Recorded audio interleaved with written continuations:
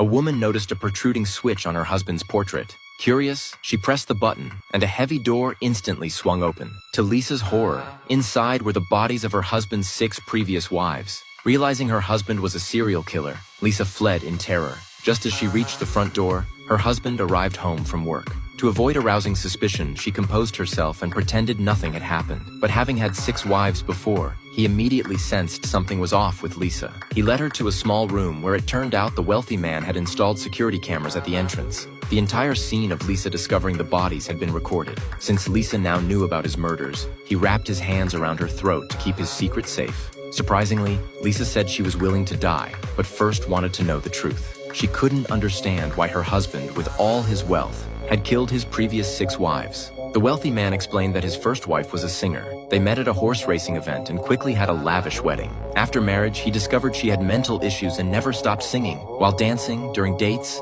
even while eating. He could tolerate all of this, but over time, he realized she loved scaring people. Fearing he'd eventually die of a heart attack, he carried her to a guillotine and pulled the blade. At a ball, he met his second wife, a tall runway model. To win her over, he took her to exclusive venues, and within a week, they were married. He expected happiness, but after the wedding, she changed completely, clinging to him constantly. He accidentally discovered she was plotting to kill him for his fortune. To prevent his own murder, while they were talking, he used the ivory chandelier above them to send them both to meet their maker. For his third marriage, he met a nun while out one day. Thinking a nun wouldn't care about money and posed no threat, he pursued her for several days and married her. He thought she'd be perfect, but after marriage, he learned she'd been promiscuous, with ex-boyfriends all over the country. He didn't mind much at first, but as time passed, she constantly mentioned her exes and compared them to him. Unable to bear it anymore, one night he suffocated her in a coffin.